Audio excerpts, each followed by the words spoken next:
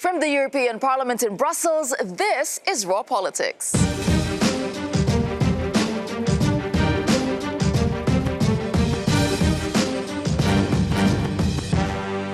Thanks for joining us tonight, and this is what we have on the program. Trade war, an epic aviation battle leads to steep tariffs on everything from scotch and jumpers to olives and cheese. Brexit compromise. What is the EU willing to do to strike a deal with the UK ahead of a fast approaching deadline? Not giving up. As Hong Kong protesters remain defiant, we ask prominent activist Joshua Wong what's next. European way of life. The would-be commissioner at the center of a controversial name change takes the hot seat in Brussels. And awkward, Donald Trump and an apparent snub from the Finnish Prime Minister. It's time to meet our panelists this evening. Now we have Liesje Schrenemacher, a Dutch MEP with the Renew Group. Hi, Liesje. What story are you watching closely tonight? I'm watching the WTO ruling on the Airbus case. Okay. All right. We're also joined tonight by Gert Bourgeois, a Belgian MEP with the European Conservatives and Reformers Group. What about you, Gert? Well, Brexit is of the utmost importance for me. Still watching Brexit, indeed. Okay, and also with us in the studio, Fabrice Potier, Chief Strategy Officer at Rasmussen Global. Hi. Good to see you, Fabrice. So what are you watching? Hong Kong, because it matters, and I think it's a bit too forgotten. Okay, all right. Well, we are beginning with a trade war, an epic trade war, as we said in the beginning. The U.S. has dealt a mammoth blow to the European trade, announcing tariffs on 6.9 billion euros worth of EU exports. The tariffs will come into effect in 2 weeks' time in retaliation to a WTO ruling which found the EU had awarded billions in subsidies to a U.S. rival plane maker Airbus. Now, in a strong message to the U.S. Commission President, Jean-Claude Juncker said that the EU would retaliate to any such tariffs imposed against it. Well, concerned that the transatlantic partnership was being, quote, undermined rather than strengthened, a group of MEPs wrote to the U.S. Congress. And this is what they wrote. They said the mutual imposition of tariffs can only be described as a lose-lose situation and would not only harm consumers and businesses on both sides of the Atlantic, but also lead to further fragmentation rather than much-needed cooperation. Well, let's look at some of the hundreds of EU exports which could be subject to U.S. tariffs. So as well as EU-made aircraft, it's a long list of everyday items. We have Scotch whiskey, French wine, coffee, cheese, pork products, olives, as well as clothing, some books, camera parts, tools, and industrial microwaves. I mean, that list really is long. It's about 8 pages long, in fact. Well, joining me from drinks company Spirits Europe, it is Director General Ulrich Adam. Thanks very much, Ulrich, for joining us tonight on the program. I just want to ask you, first of all, how big of a deal is this? How much impact will this have on companies in your association? Well, the impact will be significant. I think we've have, unfortunately, an experience on the other side, because in June last year, the EU imposed 25% tariffs on US bourbon imports. And the effect we've seen this has had on the US side has been a decline of 21% in exports on the US side, and a disproportionate negative effect on small craft distillers, many of which often go very quickly into exporting to Europe on the US side, and vice versa. We have many small craft distillers in Europe which are quite early in their process looking to export to the US. So it's a not insignificant impact. Have you heard from some of the smaller, perhaps, members of your association and how this would impact them and what they could possibly do? We currently are still evaluating the impact in detail, and that will take a bit more time.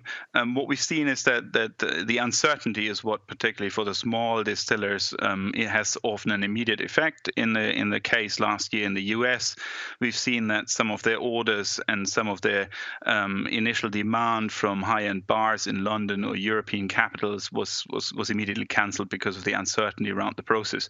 So that are likely to be effects we'll see around here as well. At the same time, I would like to stress the transatlantic partnership in our sector is very much alive and vibrant. We stand united with our US colleagues in our call, very much like the MEP's letter, to both sides to go back to the negotiation table and find a negotiated solution to this. Just finally, and very quickly, the EU is looking at possible retaliation, but what would you like the EU to do, in fact?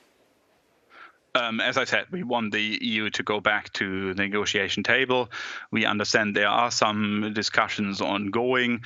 We hope that there's a new impetus. We also call on the Commissioner Designate for Trade, Phil Hogan, and the President-elect, Ursula von der Leyen, to try to, as part of a visit in Washington, D.C., to address these issues as soon as possible. All right, thank you for that, Ulrich, Adam, for joining us. And, Commission President Jean-Claude Juncker had reacted to this and talked about retaliation. Let's listen to what he had to say. Whoever is starting a trade war will end badly in his own camp. Europe will always defend free and fair trade based on a level playing field and reciprocity. We will not be naive, but we are ready, willing and determined to business. And if someone is imposing tariffs on our aviation sector, we'll do exactly the same. Exactly the same. Okay, the reaction from Donald Trump when this happened, he tweeted, what did he say? It is a victory, a very nice victory indeed. Is it a victory for the United States, Fabrice? Well, it gives him a position of strength to now justify going for another round of tariff on the EU. But he obviously started this war before the WTO gave the ruling. So it just gave him, a good justification to go for another episode in this trade escalation. But I think the question is, where are we going to land? Because I think the EU will retaliate. But as President Juncker said, this is a lose-lose situation. The question is whether closer to re-election day for the President Trump, he will want to strike a deal with the EU. That's where I think we need to look at. And what's interesting from reaction that I was seeing, at least from the American side, was they were saying, well, you know what, these sanctions, these tariffs would impact consumers. So, well, was it really a victory? Well, on short term, it's a victory, but on the long term, it's not a victory. It's a lose-lose situation, and we should try to normalize our relations with the United States. And I subscribe to your letter to the Congress. Let's restore this transatlantic partnership. And I believe in multilateralism, and we need an authority to judge on those cases. So the European Union was wrong. Let's admit it, but let's get at the table together and try to find a solution. So you do acknowledge that the European and set the standards worldwide and create a partnership with the USA. Okay, so I'm just saying that you do acknowledge that the European Union was wrong in this sense, as ruled by the WTO. We should accept the judgment of the WTO. And when Donald Trump says that the EU is, in the past he had said that the EU is worse than China, just smaller. I mean, sure, is this a Trumpism, or does he have a point, actually, in terms of subsidies to certain industries, protection of certain types of products? Well, in this case, obviously the WTO ruled in favor of the US, so then he has a point. And in trade wars, there's only losers. So, but there are products in the EU that are protected, very much protected. That's a fact, isn't it? It is a fact, but on the other side, they also have protected products. So we shouldn't eliminate all the protection of products, but we should try to start negotiations again for a better trade deal between the US and the EU. And do you think there's impetus for backing down? Because, as our guest had said, go back to the negotiating table. Is there any motivation from both sides to go back to the table? There is a pretty clear one, which is that Airbus actually depends, to a large extent, for some of its components on US industry and US technology. So the US is also going to lose some jobs if Airbus is hit hard. There's an interdependence that you cannot break with a trade war. And I think at some point there will be a realization that, we are so dependent on each other that we need to work together. But the EU also can't just not do anything. I mean, they have to, at least on the surface, retaliate. But there will be another impetus. The Boeing case, normally we will win it. So this is for January, February maybe. So it's on both sides. So the only solution is to sit at the table.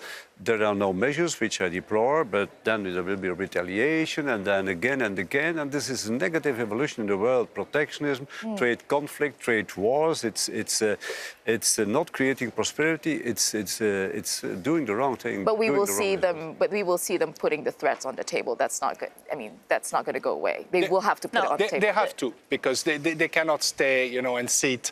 So they will have to show they're willing to give a if response. someone's going to call their bluff. But the difficulty is not to escalate further and go for yet another round. So I think this is where they're going to try to find the right spot in order at some point to sit down and I think have a grown-up conversation. Okay, Misha, final point. Yeah, I mean, Juncker's strong words were understandable. I mean, $7.5 billion is a lot of cheese, a lot of French wine.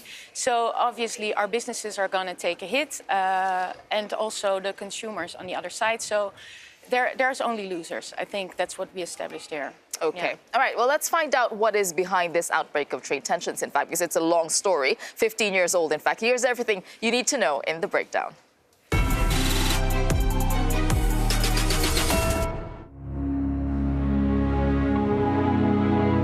Boeing and Airbus. Together, they dominate our skies. But politics persists, even at 30,000 feet. These two airline manufacturers, American Boeing and European Airbus, are at the heart of a rapidly escalating trade war between the world's biggest economies. And it all goes back to 2004, 15 years ago, when the US and the EU first became locked in a battle over illegal state aid to their respective plane makers. Over the years, the WTO finding that both Boeing and Airbus have received billions in illegal subsidies. But now, with Donald Trump in the White House, Washington has been given the green light to act. And so the US is set to impose tariffs on 6.85 billion euros of European goods. We are the piggy bank to the world. We've been ripped off by China. We've been ripped off by, excuse me, Mr. President, the European Union. We've been ripped off by everybody. But don't expect the EU to take it lying down. The WTO will decide soon whether Brussels can retaliate with tariffs on more than 18 billion euros of American goods. This is a Trump trade war on two fronts, the US-China front cooling down, but transatlantic trade tensions now rapidly rising. And it comes as Europe faces an economic slowdown with fears of a recession looming on the horizon. In the context of that economic slowdown that we've been talking about in Europe, also watching, how bad is this for the slowdown? I mean, we trade, I think, for 3 billion euros a day with the US, so that's a big amount. And I believe that we should continue that and maybe try to do it more, to increase that, and not imposing tariffs, because that will slow everything down. And I think that Europe has also shown its willingness, for example, by upping the quota for the US for non-hormone beef. So we are actually still cooperating on many different levels still in trade, but we have to see if we can get to another agreement. Is there room for compromise? I'll put this to you, Michel. Is there room for compromise? Where do you think that movement will come if they're both negotiating again? I'm not sure Who's at all. Who's going to give what? The American elections are next year, so there was an agreement between Trump and Juncker in July of last year, but on the limited agreement on industrial goods, there's no progress until now. But nevertheless, I think there will be retaliation. Then we have the Boeing case and again measures and maybe again retaliation at the end. We have to sit at the table, and as sooner it is, the better it is. I mean, you've both, even Fabrice, you've also raised the background, the context of the American elections. So, you know, that is certainly going to play into these trade tensions. And in cracking up those trade tensions with the EU, Donald Trump, he does have an eye on the 2020 US election, as we've been saying, because someone else who's been accused of having an eye on that vote is Russia's Vladimir Putin. He's been asked about concerns that Moscow could interfere in the election, concerns he was quick to brush aside with this tongue-in-cheek comment. Let's take a look.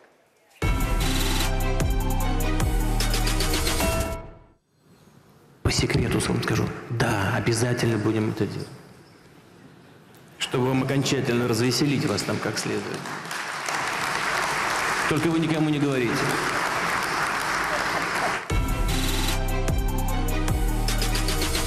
Fabrice, was that a joke half meant? Yeah, I think so. I mean, and it's an open secret that the Russian government meddled in the US elections and actually other elections and referenda.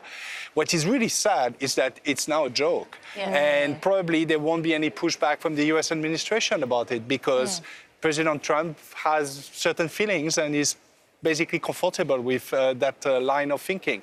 So I think we are in for a probably kind of difficult elections. And my bet is not just going to be Russia that will meddle. I think China and possibly Iran have many good reasons to also meddle in the US elections. I think it's an interesting thing that you point out there. It's the behavior now towards election meddling. Do you find the same? I agree. It wouldn't be the first time, and I don't think it's something to joke about because it's a serious threat to our democracy.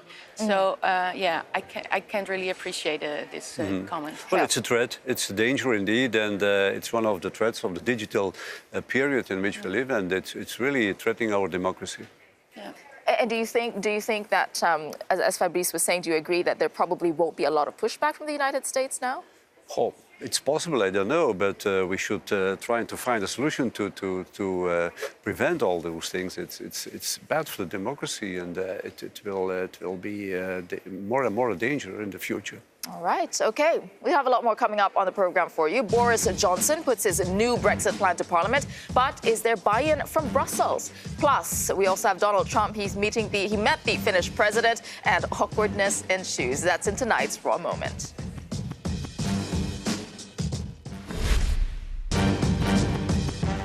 Welcome back. Now, a day after he presented his brand new Brexit proposal, Boris Johnson was back in Parliament trying to convince MPs to get on board with his plan to break the Brexit deadlock.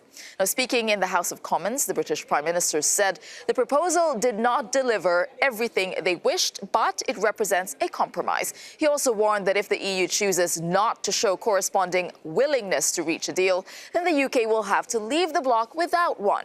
This comes as EU leaders are currently considering his proposal. All right, to let us get the latest from our correspondent, Tig Enright, who is joining us now from Westminster. Tig, so can you just tell us what happened in Parliament today? Hi, Tessa. Well, listen, on the face of it, this was Boris Johnson's pitch to MPs to back him in a way where they didn't, of course, back Theresa May when she put her deal to Parliament several times. But I think the messaging was very much targeted at the EU as well. He's repeating a lot of the lines that he said before, that failing to reach a deal would be, as he put it, a failure of statecraft. And pointing out that in this proposal, London has compromised and now it's up to Brussels and Dublin to do likewise. But as for the actual audience in the House of Commons, well, on the opposition benches, they seeing an opportunity to seize power with Boris Johnson's diminished representation in Parliament. The Labour leader, Jeremy Corbyn, nothing to gain from being supportive and pointing out all the holes that there are in it. Have a listen. The proposals are unrealistic and damaging and will, as I think the Prime Minister full well knows, be rejected in Brussels, rejected in this House and rejected across this country. They want a deal. I've talked to them, I'm sure the right honourable gentleman has. And I may say to him, and I say to the House, I believe this is our chance and their chance to get a deal. Well, as you'd expect, and for the time being, there is an obsession here as to whether or not Boris Johnson's proposal could get a majority in Parliament, and that's quite understandable because Theresa May failed to get there. Of course, they're ignoring the fact that the EU's response so far has been pretty lukewarm, although they have welcomed the compromises that have been made. But there is another theory at play here, that as long as Boris Johnson appears to be trying to get a deal, that it reduces the likelihood of the opposition being able to table a successful motion of no confidence in him and topple his government. For the time being, they're sitting on their hands because those opposition parties can't decide who might lead a replacement government. So he's kind of in the clear for the time being. All right, Tig, what is the sense that you're getting in general from MPs? Does it look like people are getting on board with this new plan of his? Listen, it's early days yet.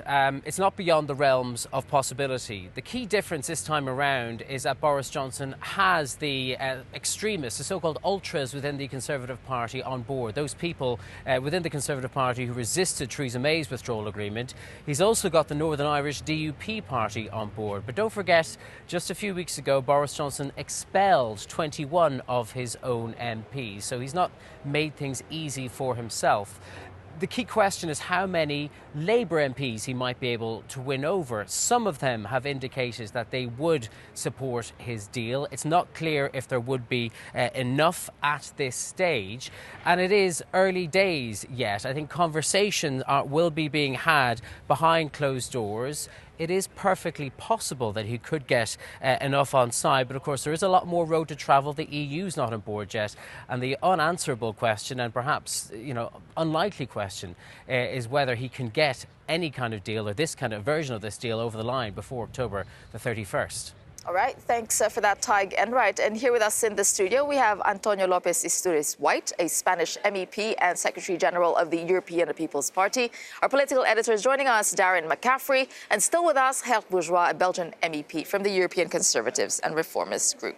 All right, let's just, I want to ask the same question to you, Darren. You've been covering this a lot from Westminster, the feeling that MPs are actually getting on board with Boris Johnson's plan now. Is this a strategy now?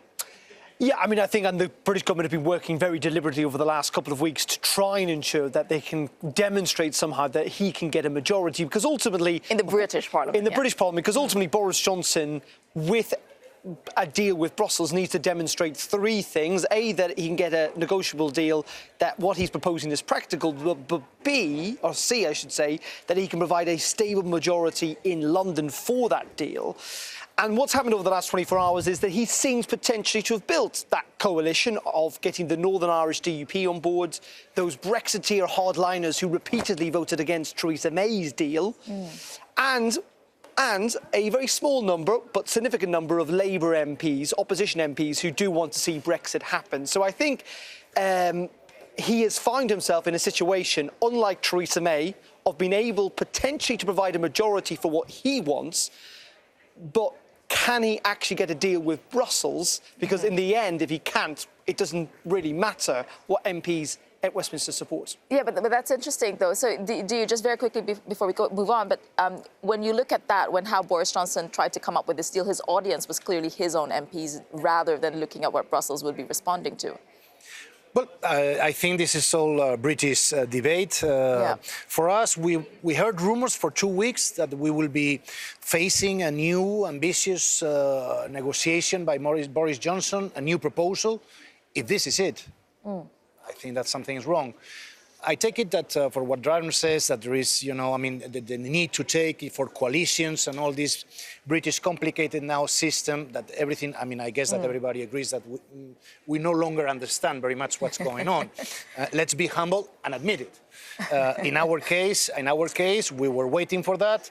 And as the Brexit steering group has said here in the Parliament, Michel Barnier, the Commission, what was being proposed by Boris is not enough. All right, so it's underwhelming, as you're saying. That's the first reaction. So let's take a look at that response to Mr. Johnson's proposals. You have the European Commission President Jean-Claude Juncker said he welcomed the advances, but that there were still some problematic points that will need further work in the coming days, notably with regards to the governance of the backstop. The delicate balance struck by the Good Friday Agreement must be preserved. All right, so a lot of the reaction that we have been seeing already, as Antonio was saying, is underwhelming. Is that also how you feel? Well, I welcome it too. It's a step forwards, but it's not enough. It's a step forward because it's the backstop, let's say, the regulatory alignment, Northern Ireland, Republic of Ireland, for goods, for not only for agri-food, but for all the goods. The problem is the customs controls. There's a proposal to organize a kind of a decentralized control, and then digitalization, that there should be a subject of a very thorough evaluation by the Commission, European Commission. And then the governance also. The governance is depending on the approval of the Northern Ireland Executive, which is not there at this moment. And every 2 years. Every 4 years. And then also, I have a question, the role of the European Court of Justice. Right. Is it part of the deal or not? And the future relations. We should have a level playing field in the future too. So there's a lot to discuss still, but at least it's a proposal, it's a written proposal. And at least it's a proposal, but is it a decent and a genuine starting position for negotiations, Antonio? Yes, something is moving finally. But again, and we agree from both political groups, and I guess we are speaking. I don't want to speak for everybody in this parliament. There are 700.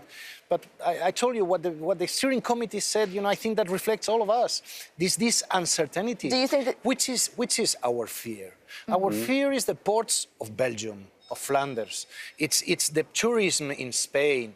It's the fishing for the Dutch. It's so many fears, that we want to be addressed. There is some rationale in the other side. Is Boris Johnson, do you agree that, as we have discussed on this program before, do you think that Boris Johnson's goal is to get a no deal, in fact, and be able to lay the blame on the EU rather than the UK? Is that's what some are seeing it as? Do you think this is... Maybe, but there is the Ben Act that says you should have a deal. If not that, it's not the case. We should have a new extension. So I see it as a first step. It's not enough, but it's not take it or leave it. I do understand it's a proposal, so we can negotiate, and we should find a solution for the customs and what they call the governance. There is that change in tone, Darren, isn't it? The not take it or leave it, because he has been speaking as, we'll show something and take it or leave it, and now...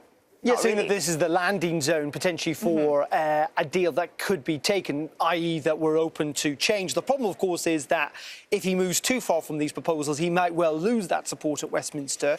But ultimately, the focus today in London has been far too much domestically on what support there is for a deal there, rather than what can be achieved in negotiations with Brussels, because ultimately that should come first, in theory. It must also be added that those concerns about this deal are shared in Ireland, north and south of that border, and ultimately it'll probably be what Dublin thinks of this more than anyone else that will determine whether it does work or not.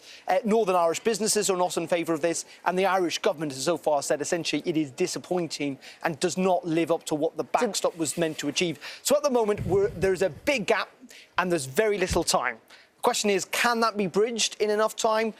Probably not. And will the EU really be prepared to move when, A, that coalition he potentially has at Westminster is so unstable that in the end they might not be able to deliver the votes? And second of all, they always know that they've got this insurance policy, which is the Ben bill, which ultimately, if there is no deal, in theory at least, Boris Johnson will have to ask for an extension, or someone in the UK government will. So does that give the EU an advantage, that Ben Act? I mean, it just makes the negotiating position of the EU a little more relaxed than it should be. For me, there are no advantages. And I was just thinking while I was listening to Darren, the EPP, my party, the European People's Party, to which Jean-Claude Juncker, Michel Barnier, me, myself and others, we belong, we had it very clear from the very first moment, the first summit that we had after Brexit, that we will be there for the Irish government and the Irish people in this, sorry to say from my side, nonsense that was presented to us. No one wanted this. We are respectful for the decision was taken by the British population, but at the same time, we don't want this to affect. And this is what we did. And our top priority, one of our three top priorities was the Irish question. First with Enda Kenny and now with Leo Varadkar. And of course, we are following, their line and what is the best for the Irish in both sides of the frontier. It's important for us. And just finally, Gert, is there room, as Darren was asking, is there room for manoeuvre? Is there anything that the EU will move on at this point? There are three main points. It's the Good Friday Agreement, it's the all-island economy, it's the integrity of the European market. If there is an alternative, whatever it would be for the backstop, I'm open to discuss it. And if not, these are three key elements, and we stay behind the Irish government. But the worst thing is no deal for them, for us. So every small hope there is, we should try to sit on the table and to try to find a solution, but there's still a big gap. Just very briefly, I should just add that the British government would, of course, say that they have compromised, that they have moved on lots of these issues, that, and there has been positive advances. It's the EU's turn. And they would say the ball is now in the EU's court to meet them halfway, because ultimately, whatever you think about the domestic politics of the UK, and it is pretty divided, essentially, a deal's all very well and good between London and Brussels, but it still needs to be approved by the UK Parliament, and Boris Johnson still needs those MPs on side. We have very little time indeed. Excuse me, referring to what you were saying, let's be cautious, because with Boris Johnson, you never know what's going on. I hope that there is not here a game, as you put it, someone mentioned, on who is to blame. We want a solution for this. We don't want a hard Brexit. The Europeans, we have always been very clear in this point because we are aware of the consequences for the population, the business and everything. I hope, and Boris Johnson, the presence has not been very good, that there is, and this proposal, we can take it firsthand, we study it. I mean, we are ready to also come into terms, but not with this proposal. Not enough. All right. We'll see where this goes then. All right, coming up on Raw Politics, not giving up. We speak to one of Hong Kong's most prominent pro-democracy activists. That's up next.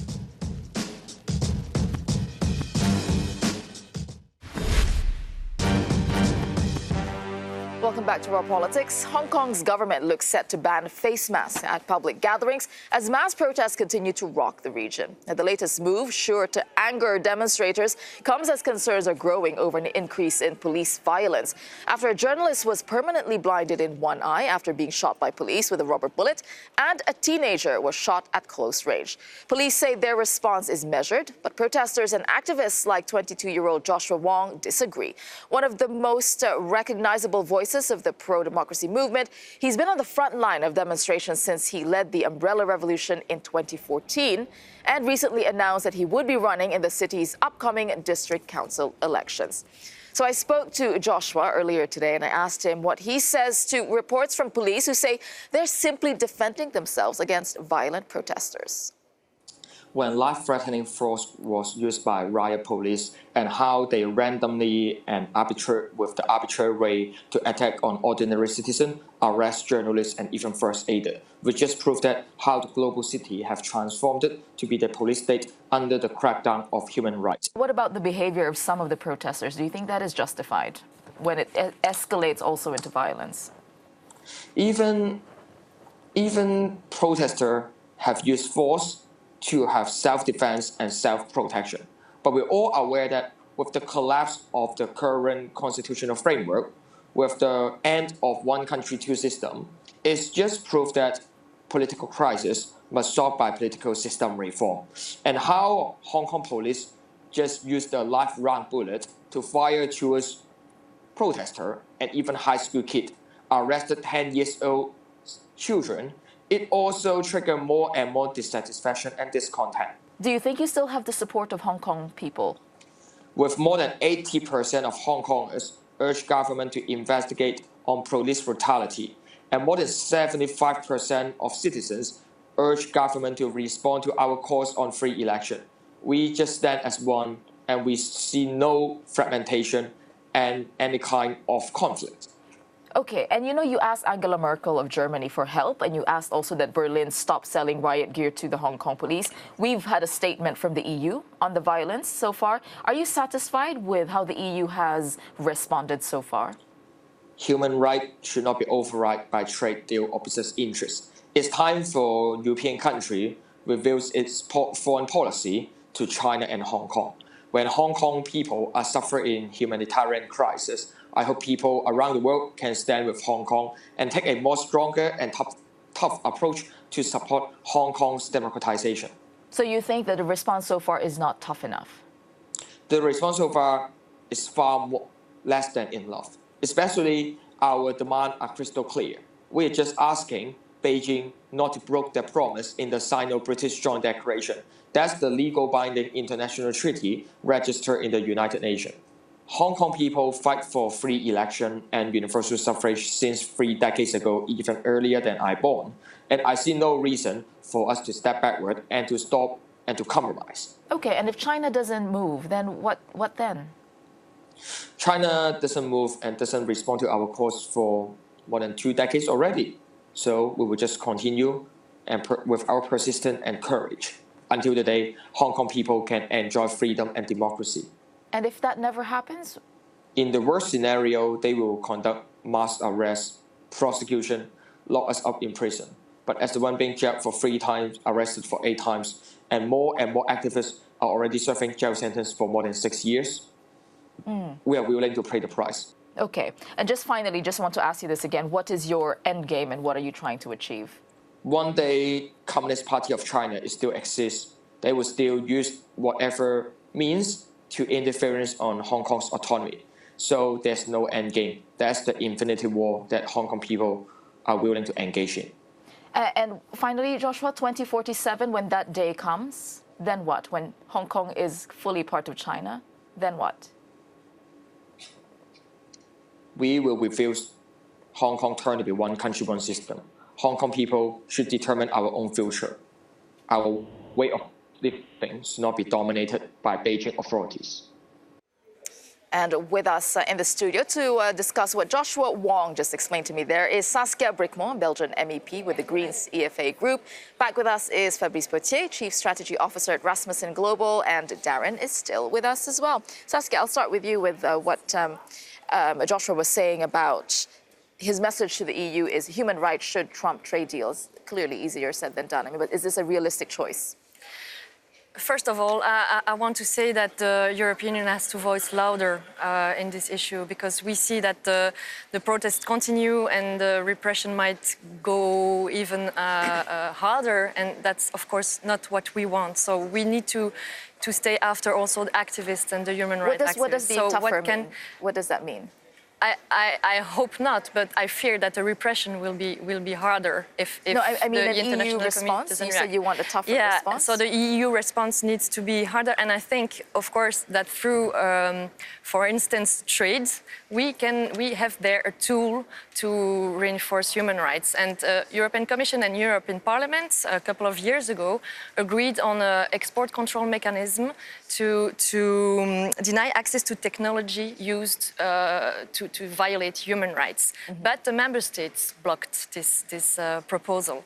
So we think it could be a good option now, and the member states, the Council, needs to react and to have a stronger position on this. So we have the tool of trade, but we also have the tool of investments. So the Chinese investments in Europe should also have a human rights component. Okay, what do you think, Fabrice? Because I always find this, we say that, but how do you actually do it? And is the willingness to do it, and you said member states blocked it, the willingness to do it, is it actually there? Well, I think you're right. I don't think there is a great willingness from EU member states and from leaders to actually vocally, criticize Beijing and Beijing's attitude towards what is fundamentally a population fighting for their fundamental rights. And I think it's pretty sad that the EU is not ready to do what it says, which is we have a foreign policy based on rules, on human rights and democracy. So I think the one first thing that I would expect is to hear the EU Council to say something about the fact that these are disturbing developments and the fundamental rights of the Chinese population in Hong Kong should be preserved and respected. And what we should not forget, it's not just about Hong Kong, it's also about Taiwan. And I think Beijing knows that very well. Taiwan will have presidential elections early next year. They are also sending a message to the other Chinese democracy in the region saying, be careful. So do you think when it comes to China, actually, the EU is walking on eggshells? Yeah, and I think it has to, because ultimately, I mean, again, foreign policy operates to agree with leverage. And we were talking about this last night about Saudi Arabia and what the EU realistically could do in trying to leverage Saudi Arabia away from arms sales. And again, comes back to China. I mean, what realistic leverage does the European Union have?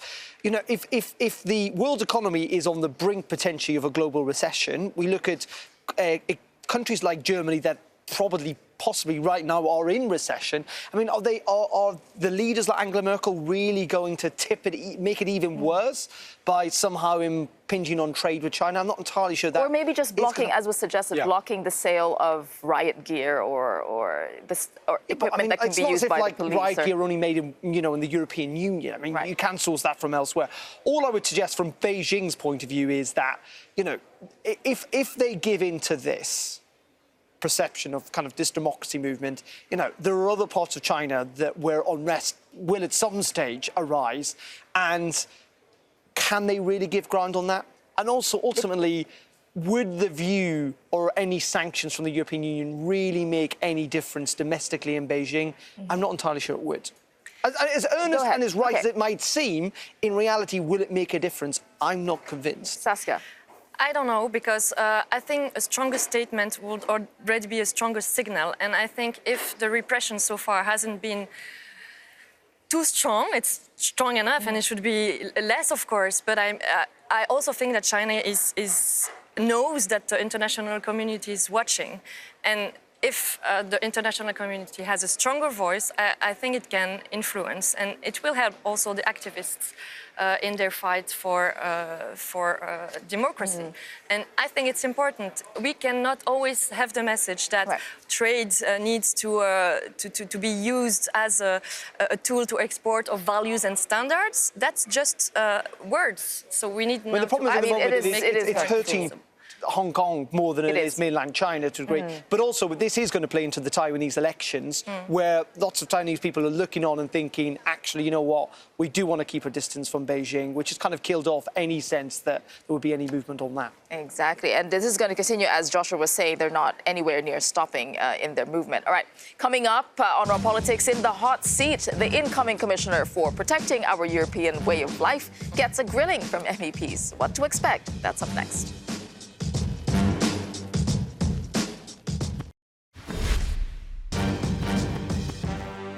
Welcome back. Tonight, MEPs will grill Margaritis Skinas, the Greek commissioner designate with the controversial job title, Protecting Our European Way of Life. Now, this is in the middle of the European Parliament's 2-week-long scrutiny of Ursula von der Leyen's new team of proposed commissioners. And also under fire today, Paolo Gentiloni, the Italian commissioner designate, who was given the economy portfolio, attracting criticism over his own managing of Italy's economy during his time as prime minister, and coming after months of scrutiny from Brussels over the current Italy budget and finances. So let's have a listen to him defending himself a little earlier.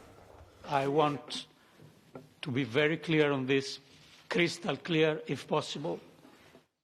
I am not, and I will not be the representative of a single government in the Commission. We have representatives in the Commission from the governments, but I will be the Commissioner for Economic Affairs. And in this capacity, I will deal with all 27 draft budget plan when I'll be in office, if confirmed. And joining me to discuss this, we have Ignacio Corrao, an Italian MEP from the Five Star Movement, Saskia Bricmont, Belgian MEP from the Green CFA Group, still with us, and also Fabrice Potier from Rasmussen Global. Of course, Ignacio, I'm going to go to you first with Gentiloni's hearing there. How do you think it went, actually?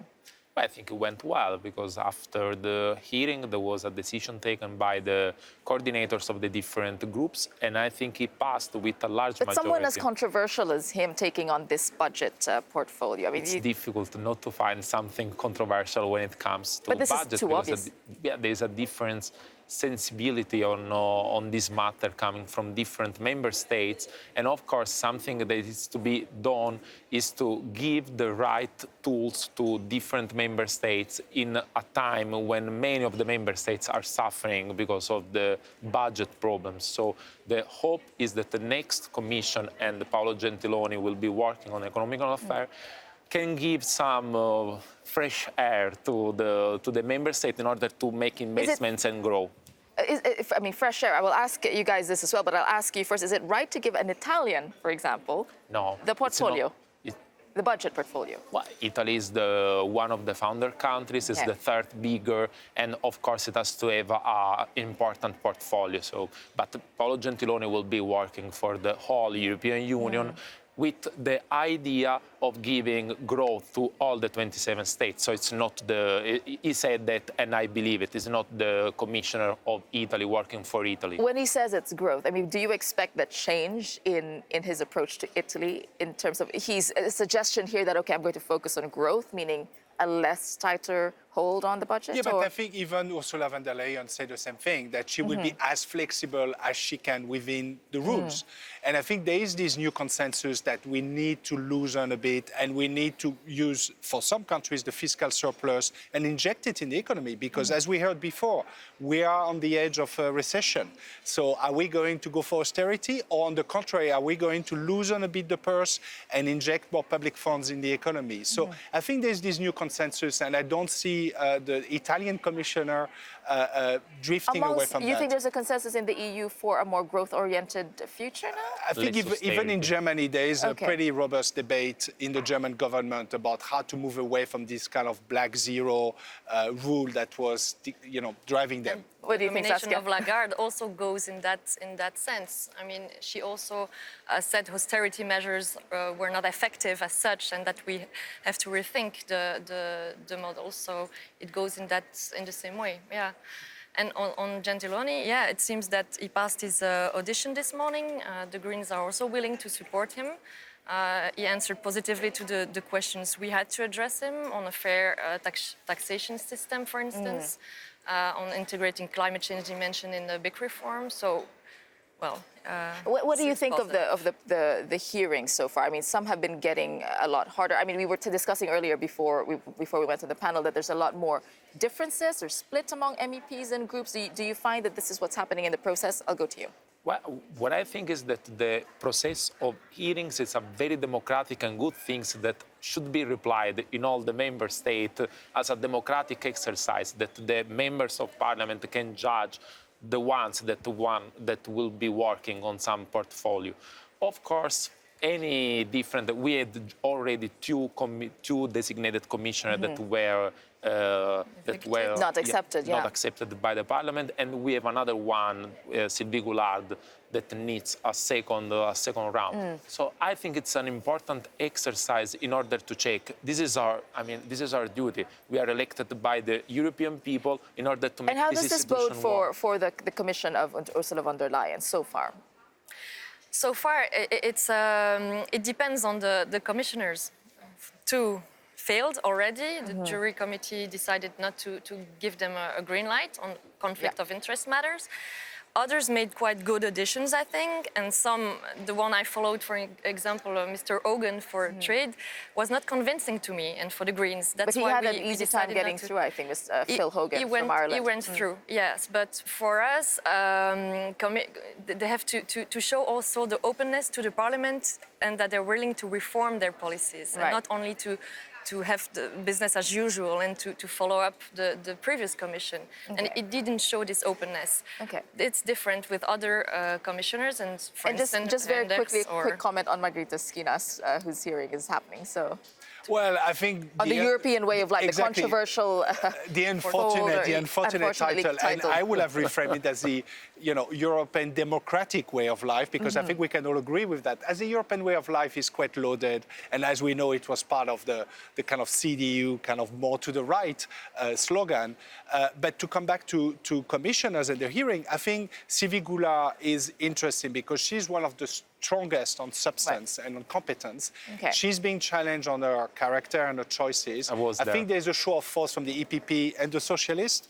And the question is whether they're going to take it further. I think it would be a shame because the Commission will lose a great person.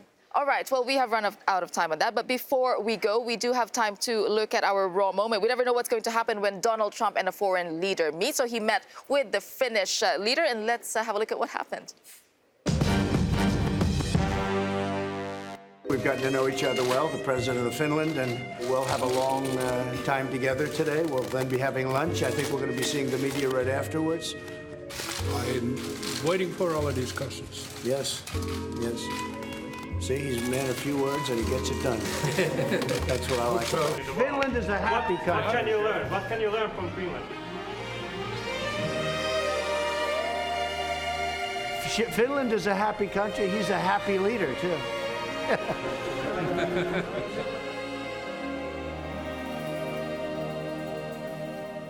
Was that an unexpected reaction from the Finnish leader? It's very Trump. Huh? Oh, it's very Trump style. Yeah. It is. And yeah, you just never know what to expect from him, I suppose, when you're a leader. Be ready. All right, and now that's all for tonight. Thank you so much for watching Raw Politics. And again, use the hashtag Raw Politics to get in touch with us. We're looking forward to all your comments. Thanks again.